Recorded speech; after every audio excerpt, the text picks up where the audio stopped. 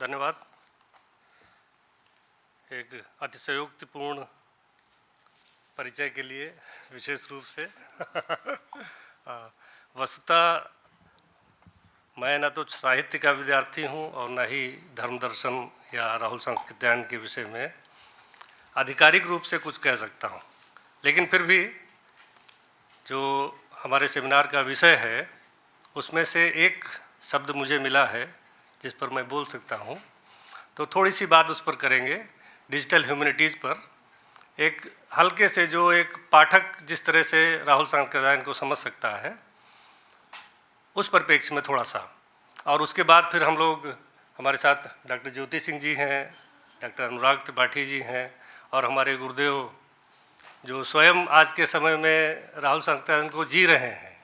एक यायावर अभी इनकी भारत यात्रा तो साइकिल की सबको पता ही है, अभी आपने एक बौद्ध स्थानों की भी यात्रा की है, तो आपको हम लोग जो है बड़े मनोयोग से सुनने के लिए पूरा समय देंगे। तो 5-5 मिनट में, हालांकि इसमें शेड्यूल में अध्यक्ष के लिए कोई समय निर्धारित नहीं है, इसलिए मैं 5-5 मिनट आप लोगों से उधार लेकर के अपनी बात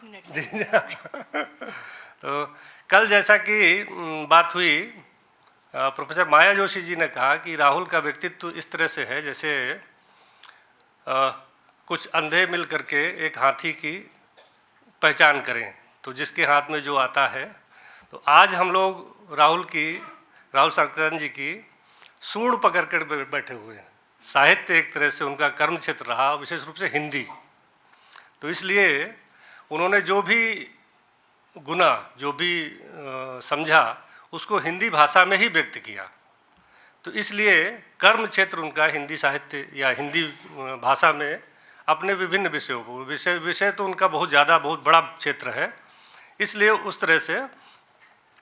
अब एक बात बड़ी महत्वपूर्ण है जो मुझे, जैसे उनके बहुआयामी व्यक्तित्व के बारे में, जो मल्टीफेस्टेड पर्सनालिटी के बारे में बात हुई, शुरुआत की उन्होंने उर्दू की शिक्षा से, फिर वैष्णव मठ में जो है महंत भी हुए, फिर थेरवादी परंपरा में वो लामा होकर के श्रीलंका गए, फिर महायान बौद्ध परंपरा को समझने के लिए तिब्बत गए, और फिर अंत में कामरेड भी हो गए, जन आंदोलनों से भी जुड़े रहे, स्वतंत्रता सेनानी भी रहे, सरकार के कार्यों में उनका हस्तक्षेप भी रहा, जेल भी गए, आंदोलन में लाठियाँ भी खाई। इस तरह का एक व्यापक बड़ा जो है चमत्कृत करने वाला एक तरह से व्यक्तित्व उनका रहा। तो इस संबंध में एक लेख में, महर्षि अरविंद के लेख में एक वो आता है कि 1820-25 से लेकर के 1910 उसके आसपास से 50-60-70 साल का जो समय था इस देश में, उसमें इस तरह की अनेक विभूतियाँ पैदा हुई, और उनमें से ही एक जो है राहुल संस्कृत्यायन जी भी थे।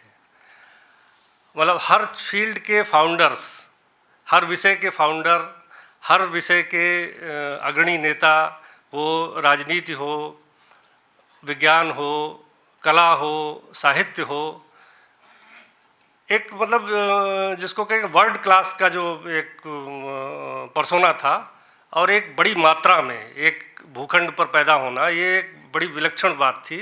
इसको अरविंद जी तो ये एक प्रकृति की योजना के रूप में देखते हैं कि भारत को दासता से मुक्त कराने के लिए ये प्रकृति की योजना थी कि उस 60-70 साल की अवस्था में गांधी जी, टैगोर, विवेकानंद, राममोहन राय, सीवी रमन, गोखले, नेहरू, राधा कृष्णन जी, हमारे लाइब्रेरी साइंस के जनक एस.आर. रंगनाथन जी और राहुल संस्कृत्यायन जी, ये जितने भी इस तरह की पर्सनालिटीज़ हुई उस पर्टिकुलर पीरियड में, तो वो अपने आप में विलक्षण ही थी, सारे मल्टीफेसेटेड थे।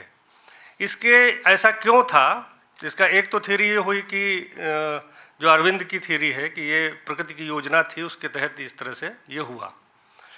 जो वेस्टर्न थ्योरी है, जो वेस्टर्नर्स कहते हैं कि हमने यहाँ आकर के पश्चिमी शिक्षा का प्रभाव, पश्चिमी शिक्षा दी लोगों को, जिससे कि लोगों की उसमें जो है वो पारंगत हुए। एक तीसरा इसमें जो नोशन आता है, जो थ्योरी आती है, वो ये है कि पश्चिमी शिक्षा जरूर पाई, उसमें से ज़्यादातर लोग बाहर पढ़े हुए थे, हालांकि राहुल जी वहाँ बाहर नहीं पढ़े हुए थे, यहीं के पढ़े थे और औपचारिक शिक्षा भी नहीं ग्रहण की थी, किंतु उनकी जो मोरल वैल्यूज़ थी वो हमारी सोसाइटी से निकली हुई थी। ये moral values of the Indian society embedded with the education of western system. एक वैज्ञानिक जैसे सीवी रमन साहब ने कभी भी पगड़ी बांधना नहीं छोड़ा, सभी भारतीय गणवेश में थे, भारतीय परिवेश को पसंद करने वाले थे। उन वैल्यूज़ से उपजे हुए लोगों ने जब पश्चिमी शिक्षा प्राप्त की तो ये क्रांतिकारी परिवर्तन, ये ज़्यादा समीचीन लगता है। और शायद इसी आवश्यकता को समझ करके भारत सरकार ने इस बार जो नई शिक्षा नीति आई, राष्ट्रीय शिक्षा नीति आई है, उसमें इस तरह की चीज़ों को इनकलकेट करने की कोशिश की है, क्योंकि man behind machine is more important. अभी जो मशीनी युग आ रहा है उसके पीछे जो इंसान बैठा हुआ है उसकी मनस्थिति क्या है, उसकी मोरल वैल्यूज़ क्या हैं, वो क्या कंट्रीब्यूट करना चाहता है, ये ज़्यादा महत्वपूर्ण हो जाता है। अब इसमें जैसे अभी जो आधुनिक समय में इनका रेलिवेंस राहुल संकेतान जी का या इस तरह के किसी भी व्यक्ति का, आधुनिक युग हम किसको कहेंगे? आधुनिक युग जब हम कहते हैं, इसमें एक वर्ड है कौन सा है, डिजिटल ह्यूमैनिटीज़, डिजिटल ह्यूमैनिटी। इस शब्द को समझने के लिए जब मैंने यहाँ ज्वाइन किया था उसके कुछ साल पहले ही यहाँ एक प्रोजेक्ट चल रहा था, एसिप, एशियन क्लासिक इनपुट प्रोजेक्ट। जैसा कि कल जंबा समतन जी ने भी बताया कि अब ऐसा कुछ नया नहीं है जिसको डिजिटाइज करके हम दुनिया को दिखा सकें, सब कुछ डिजिटाइज हो चुका है। उस डिजिटाइजेशन के बाद भी उन्होंने सभी टेक्स्ट को इनपुट कराया, इनपुटिंग की, क्योंकि OCR पॉसिबल नहीं था। तो उस समय तो हम लोग नहीं समझ पा रहे थे कि क्या हो रहा है। लेकिन अभी एक मतलब लेमैन के रूप में अगर मैं आपको समझाना चाहूँ डिजिटल ह्यूमैनिटी क्या है, तो जैसे राहुल संकेतान पर जो लोग काम कर रहे हैं वो तो उनको सांगोपांग पढ़ेंगे, या साहित्य के जो विद्यार्थी हैं वो पूरा पढ़ेंगे। लेकिन एक वैज्ञानिक अगर राहुल संकेतान को जानना चाहे कम समय में तो कैसे करेगा? इसका सल्यूशन जो है डिजिटल ह्यूमैनिटी एक तरह से दे रहा है। वो किस तरह से दे रहा है? ये सारा IT बेस्ड है, मतलब टेक्नोलॉजी इंड्यूस्ड, टेक्नोलॉजी ने का इंटरवेंशन आपके सब फील्ड में हो चुका है। अब ह्यूमैनिटी में भी उस लेवल पर हो रहा है कि जैसे चैट GPT, उससे आप कहिए कि इस वर्ष की 10 जो पेड एडिशन है, जो फ्री एडिशंस हैं वो तो आपके इनपुट लेने के लिए हैं, आपका डेटा, आपका इनपुट ले करके वो अपने आप को इनरिच कर रहे हैं। जो पेड एडिशन है उनसे अगर आप पूछिए कि इस वर्ष की 10 महत्वपूर्ण पुस्तकों की लिस्ट दीजिए, हिंदी की या किसी भी साहित्य की, वो दे देगा। उसके बाद उनका जिस्ट आप मांग लीजिए तो एक नट सेल में आपको उन 10 किताबों की समरी भी मिल जाएगी। तो अब आप ये समझिए कि उन 10 किताबों को पढ़ने में आपको कितना समय लगता, और उसको समझ करके, उसका जिस्ट समझ करके आप उसको किसी भी क्षेत्र में अप्लाई कर सकते हैं। ये क्रांतिकारी परिवर्तन हो रहे हैं। ये कैसे हो रहे हैं? ये जो डिजिटल ह्यूमैनिटी का वो है, इसके 2 फेजेज हुए। एक पहला फेज ये था डिजिटाइजेशन का फेज, जब हम शुरुआत तो हुई कैटलॉगिंग से, लाइब्रेरी में जो बुक्स हैं उनको कैटलॉग करें जिससे कि पूरी दुनिया उनको देख सके कि हमारी लाइब्रेरी में क्या है। और दूसरा एक फेज आया जब हमने डिजिटाइज किया कि उसको यहाँ आना ना पड़े, पाठक को अपने ही प्लेस से वो किताबों को देख सके, पढ़ सके, जान सके। और राहुल जी के संदर्भ में अभी आर्काइव्स पर मैं देख रहा था सुबह ही, तो उनके 91 publications, 91 titles full text available हैं archives.org पर, ई पुस्तकालय में, NDLI में, इन सारे, मतलब पूरा साहित्य उनका स्कैन हो चुका है, डिजिटली अवेलेबल है अगर आप सांगोपांग पढ़ना चाहें तो। अब ये जैसा मैंने कहा कि सर राहुल संकेतान को जो समझना चाहता है, जानना चाहता है, उनके लिए तो वो सही है कि वो उसी विषय पर काम कर रहा है। अब कोई AI पर काम कर रहा है या कोई मैथमेटिक्स पे काम कर रहा है, जैसा कि हमारे लोग कहते भी, ये कंग्यूर तंग्यूर में सिर्फ फिलॉसफी और दर्शन ही नहीं है, इसमें सभी बहुत से विषय हैं। तो उन विषयों की जानकारी जो उस विषय के अध्येता है वहाँ तक कैसे पहुँचे, ये व्यवस्था डिजिटल ह्यूमैनिटीज़ की एक परिकल्पना है। मतलब इन ट्रू सेंस अगर मल्टी डिसिप्लिनरी रिसर्च को बढ़ावा देना है तो ये एक टूल हमारे सामने आ रहा है। अभी हम इसमें बहुत पीछे हैं, इंडिया बहुत पीछे है, ये बात सही है।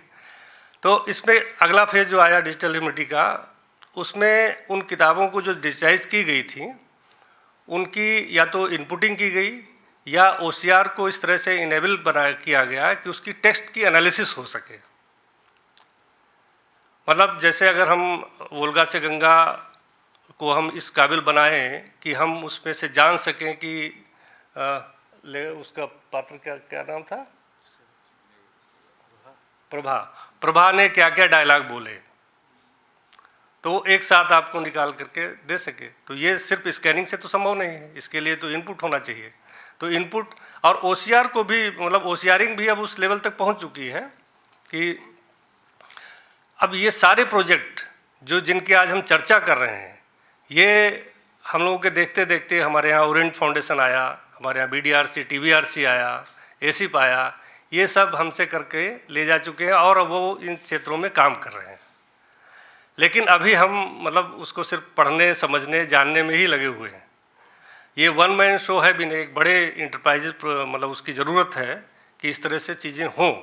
अदरवाइज़ हम कहते रहेंगे कि वेदों में विमान का भी वो है और मिसाइल का भी है, लेकिन जब तक मिसाइल बनाने वाला उसको नहीं जानेगा तब तक, या इन कंट्रेरी हम जानना चाहें फिजिक्स का कोई सूत्र, जैसे हमारे प्रमाण में कई ऐसी चीज़ें आती हैं जिनको विज्ञान के माध्यम से हम सिद्ध करना चाहते हैं, तो विज्ञान के तत्कालीन सूत्र क्या हैं वो हम नट सेल में जान सकें।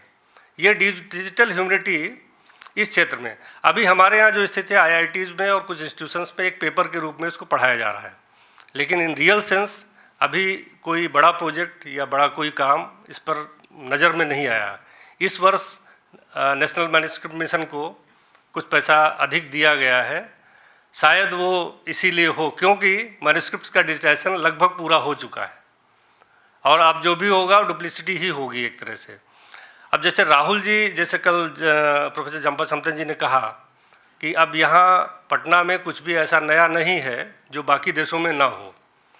अब जब वो ब्रिटेन गया या लिटरेचर वो जापान गया, उन लोगों ने उस पर काम किया, वो पूरा आज वो डिजिटल ह्यूमैनिटी में उसको प्रयोग करने के काबिल बनाने की स्थिति में है, सब कुछ वहाँ अवेलेबल है, लेकिन हमारे यहाँ वो डंप होकर के सड़ गया।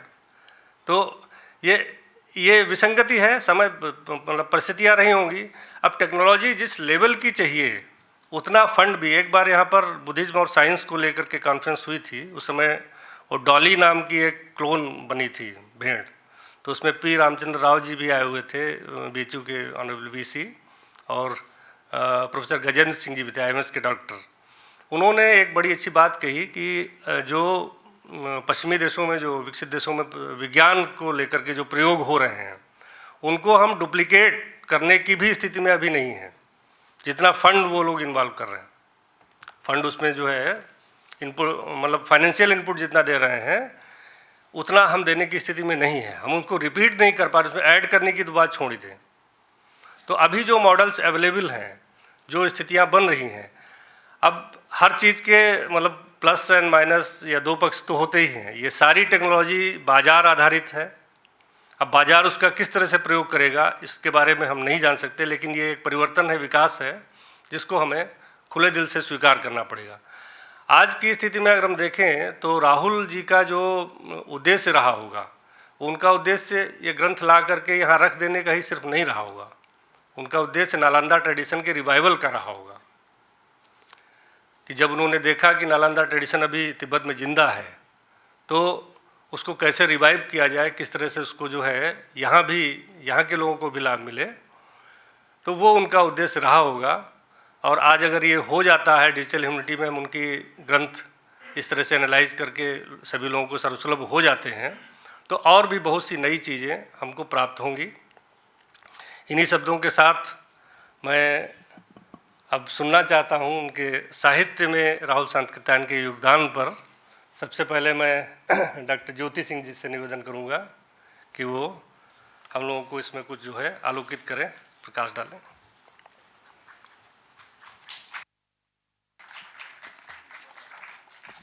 धन्यवाद सर। आदरणीय मंच,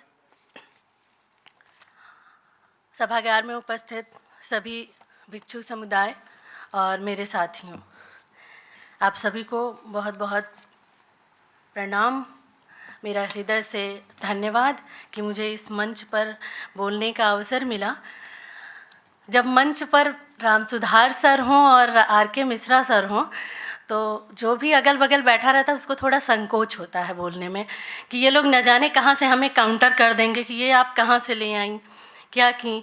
तो सर मेरी बात बहुत बायस न हो जाए, इसलिए मैं जो मेरा पत्र है उसको मैं पढ़ देना उचित समझती हूँ, क्योंकि ये पत्र अगर मैं इसको शब्दों में ऐसा बोलने लगूंगी तो शायद ज़्यादा समय लग जाएगा। तो मैं ज़्यादा से ज़्यादा, क्योंकि मिश्रा सर को अभी हमने सुन लिया है और भी हम सुनना चाहते हैं, और पूरा का पूरा समय, ज़्यादा से ज़्यादा समय रामसुधार सर को हम सुनना चाहेंगे, क्योंकि उनके पास जो अनुभव है वो यथार्थ का अनुभव। हम तो किताबों से पढ़ते हैं, वो जीवन से पढ़ते हैं। तो मैं ज़रूर उनको ही सुनना पसंद करूँगी। सभागार में अभी अभी हमारी कुल सचिव मैम पधार रही हैं, मैं उनको भी बहुत बहुत अभिवादन करती हूँ। अपने व्यस्ततम समय से समय निकाल के मैडम हम लोगों को बराबर मोटिवेट करती रहती हैं, इसके लिए बहुत धन्यवाद। मेरा जो विषय है आज का वो है राहुल जी का यात्रा साहित्य। मूल रूप से मैंने तिब्बत की यात्रा को ही केंद्र में रखा है। महापंडित राहुल सांकृत्यायन बहुआयामी व्यक्तित्व के धनी थे। बहुतेरे लोग उन्हें हिंदी भाषा के उद्धारक के रूप में स्थापित करते हैं, तो बहुत से विद्वान उन्हें घुमक्कर शास्त्री के रूप में, हम उन्हें विलुप्त बौद्ध साहित्य को पुनर्जीवित करने वाले पुरोधा साहित्यकार के रूप में पाते हैं।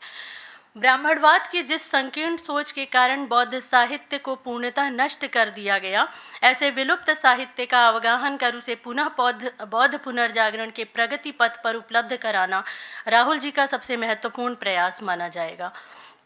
उन्होंने एक चिंतक के रूप में ही नहीं, अपितु विद्वान, लेखक, यायावर यात्री, बौद्ध दार्शनिक, महान तत्ववेत्ता, पुरातत्व तथा एक बौद्ध भिक्षु के रूप में धम्म और बौद्ध साहित्य की जो महान सेवा की है, वह राहुल जी के नाम को मानव जाति के इतिहास से कभी मिटने नहीं देगी।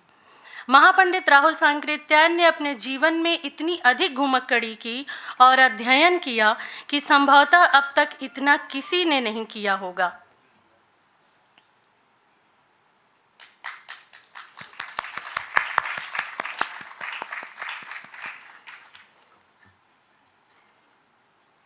उनका पांडित्य उदाहरणीय और महान था।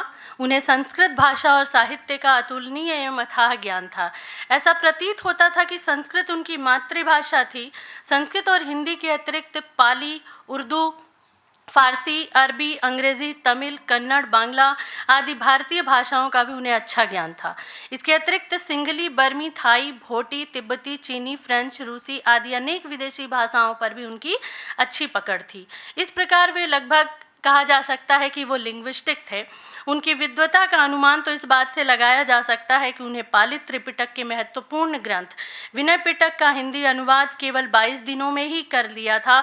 लद्दाख की यात्रा में उन्होंने मध्यम निकाय का भी अनुवाद कर लिया था।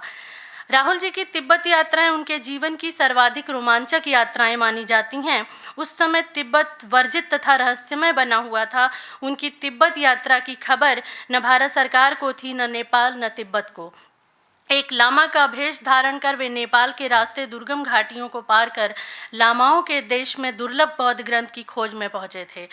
उनकी तिब्बत यात्रा से संबंधित मेरी तिब्बत यात्रा, तिब्बत में 1.25 वर्ष तथा अज्ञात तिब्बत में तिब्बत का इतिहास, वहाँ की शिक्षा प्रणाली, धार्मिक प्रशासन, युद्धकालीन परिस्थिति, बौद्ध संस्कृति का तिब्बती स्वरूप, विलुप्त भारतीय ज्ञान संपदा का तिब्बती रूपांतरण, लामाओं की परंपरा, तिब्बती चित्रकला के आयाम आदि का शब्दांकन महापंडित राहुल सांकृत्यायन की सशक्त लेखनी से हिंदी में पहली बार उजागर हुआ।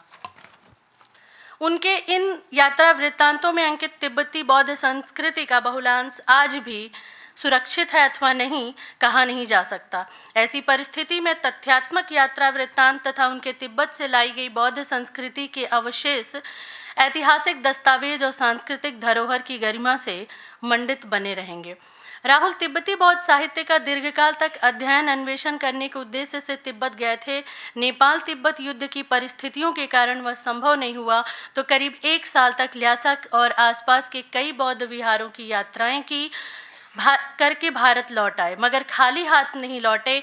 21 खच्चरों पर लदवाकर तंग्युर और कंग्युर महाग्रंथों के अलावा बहुत सा तिब्बती साहित्य, कई तिब्बती चित्रपट, पुरातात्विक महत्व की अन्य बहुत सारी चीज़ें, एक संस्कृत वज्र डाक तंत्र तालपोथी भी वो साथ ले आए। ईसा की 7वीं सदी के मध्यकाल से लेकर 16वीं सदी के मध्य तक 4568 भारतीय ग्रंथों का ही तिब्बती में अनुवाद हुआ। तिब्बती में अनुदित ये ग्रंथ 2 महाग्रंथों तंजूर और कंजूर में संपादित संग्रहित हुए हैं। कंजूर में प्रमुखतः बौद्ध सूत्रों का संग्रह है, कुछ तंत्र ग्रंथ भी हैं। तंजूर में महायान शास्त्र ग्रंथों के अलावा व्याकरण, चिकित्सा आदि विषयों के पुस्तकों का भी संग्रह है। राहुल की तिब्बत यात्रा के समय ये दोनों महान संग्रह लकड़ी के ब्लॉकों द्वारा प्रकाशित संस्करणों में उपलब्ध थे। राहुल अपनी प्रथम तिब्बत यात्रा में कंजूर और तंजूर के ऐसे ही प्रकाशित संस्करण को प्राप्त करके खच्चरों पर लदवाकर भारत ले आए थे। इस तिब्बती बौद्ध साहित्य का कितना बड़ा महत्व है, यह राहुल जी की इसी सूचना से सहज स्पष्ट हो जाता है। वो कहते हैं, यह स्मरण रखने की बात है कि तिब्बती भाषा में अनुवादित 4500 से अधिक ग्रंथों में 125 से अधिक अब संस्कृत में नहीं मिलते और इनसे भी अधिक महत्वपूर्ण ग्रंथ मेरी तिब्बत यात्राओं में मिले हैं। 4000 से अधिक लुप्त ग्रंथों में यदि कुछ और भी संस्कृत में मिलेंगे तो तिब्बत में ही। इसलिए तिब्बत के विहारों का हमारे साहित्य की रक्षा में कितना हाथ है, यह आसानी से समझा जा सकता है। एक बार हमारे पंडितों और तिब्बत के दुभाषियों ने शताब्दियां लगाकर इन ग्रंथों का संस्कृत, प्राकृत या अपभ्रंश से तिब्बती भाषा में अनुवाद किया था। समय आ रहा है जब उनमें से अधिकांश को फिर तिब्बती से संस्कृत या हिंदी में अनुवादित करना होगा, तभी यह हमारा साहित्य पूर्ण कहा जा सकेगा। राहुल की प्रथम तिब्बत यात्रा में जो उनकी किताब है तिब्बत में 1.25 वर्ष, यह उनकी पहली बार 1929-30 में तिब्बत की यात्रा पर जब वो गए थे तब है, जिसमें वो तिब्बत यात्रा में बौद्ध धर्म संबंधी ग्रंथों की खोज का विवरण देने के बाद बौद्ध खंडहरों कन्नौज, कौशाम्बी, सारनाथ, वैशाली, लुम्बिनी से लेकर नेपाल, सीगरची, यांची, लासा तक की यात्राओं का वर्णन यह करते हैं। यह पुस्तक भी राहुल यात्रावली भाग 1 में संकलित है। इनकी दूसरी पुस्तक है मेरी तिब्बत यात्रा। यह राहुल सांकृत्यायन द्वारा तिब्बत की तीसरी यात्रा का वर्णन यह करते हैं और 168 पृष्ठों में इस पुस्तक का प्रथम प्रकाशन 1937 में हुआ था। राहुल की इस तिब्बत यात्रा की यह तिब्बती सामग्री विद्यालंकार विहार के नायकपाल श्री धम्मानंद महस्थविर द्वारा लासा भेजे गए पैसों से खरीदी गई थी। इसलिए यह सारी अमूल्य सामग्री सर्वप्रथम विद्यालंकार विहार श्रीलंका पहुंची और राहुल भी 2 जुलाई 1930 को उनकी उपसंपदा हुई। साधु रामोदार सांकृत्यायन अब भिक्षु राहुल सांकृत्यायन थे। महापंडित राहुल ने 1934, 36 और 38 में तिब्बत की 3 और यात्राएं की। भिक्षु राहुल ने इस दौरान मुख्य रूप से बौद्ध ग्रंथों की खोज और उनके संपादन अनुवादन का कार्य किया। प्रथम तिब्बत यात्रा में वे प्रमुख रूप से तिब्बती साहित्य भारत लाए थे और आगे की 3 यात्राओं में वो संस्कृत की तालपोथियों की खोज करते हैं।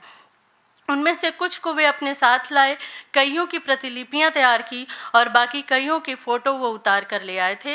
ये सारी ग्रंथ राशि पटना संग्रहालय और बिहार रिसर्च सोसाइटी में रखी हुई। जैसा कि कल बहुत सारे पत्र जो हमारे आए थे उनमें पता चल गया। मैं इसमें जो भी बात कर रही हूँ लगभग सब लोग कल इस पे बात कर चुके हैं। ये पुनरावृत्ति ही है, लेकिन अपना काम है इसलिए इसको करना ज़रूरी है।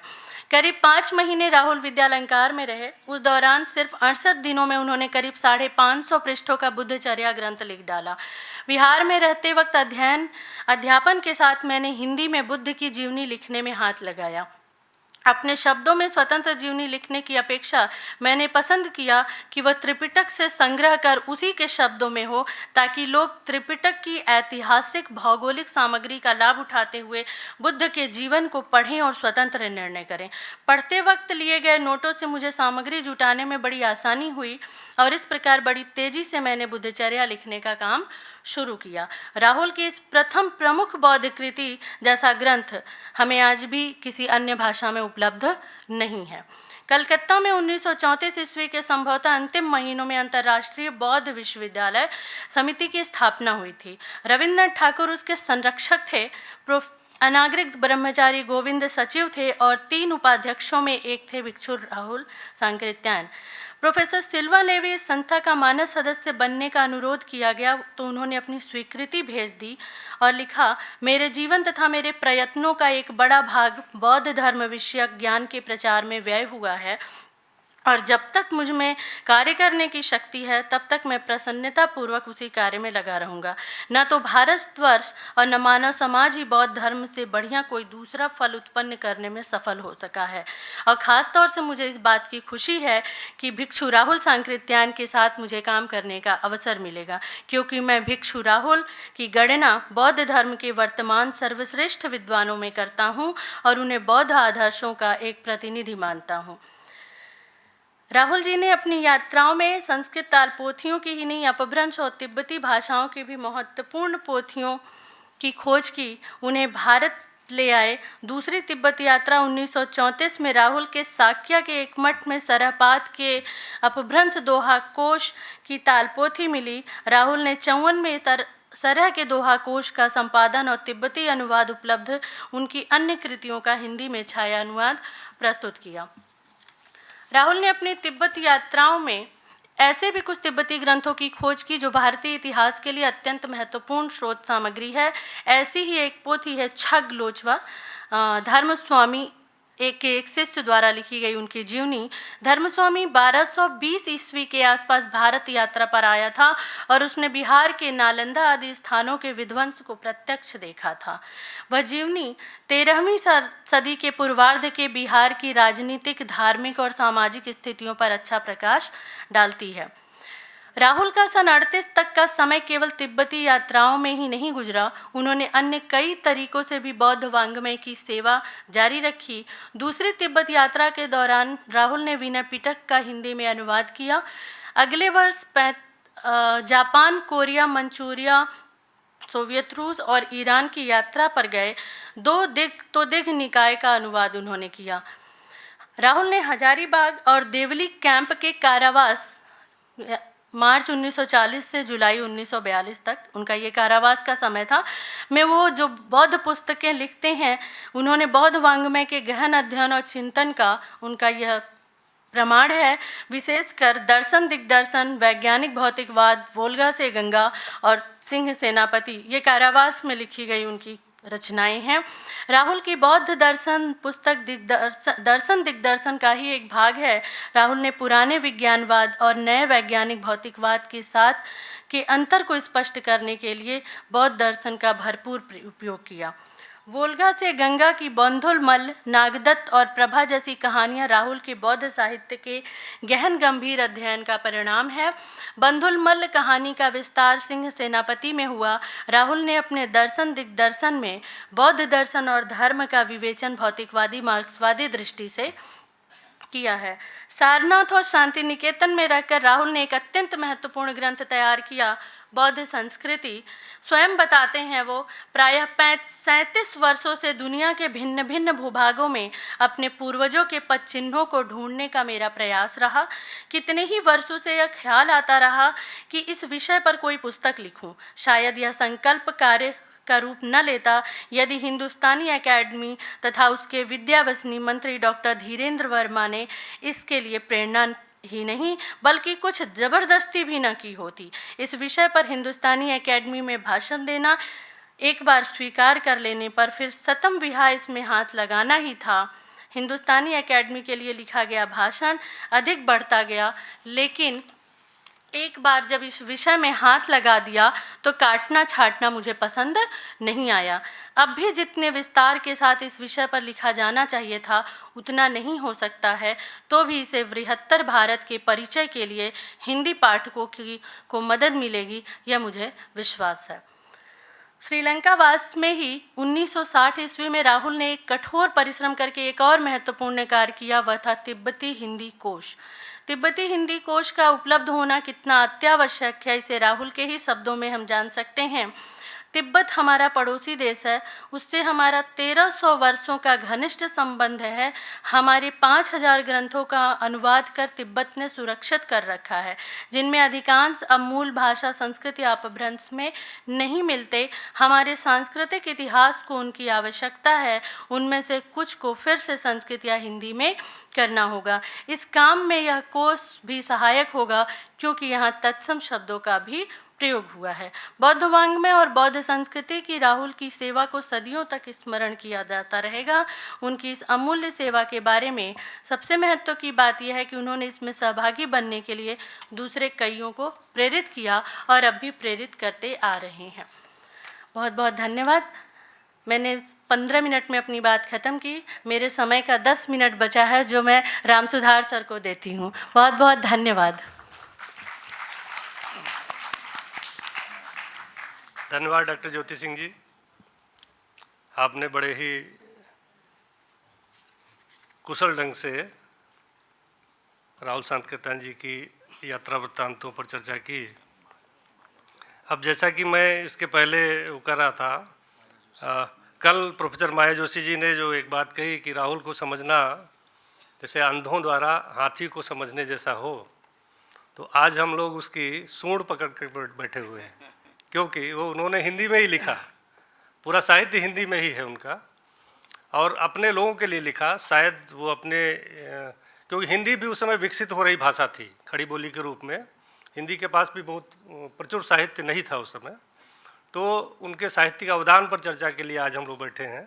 तो हम ये कह सकते हैं कि उनकी, और बहुत अच्छे ढंग से डॉक्टर ज्योति सिंह ने उस सूंड को उठाया ऊपर।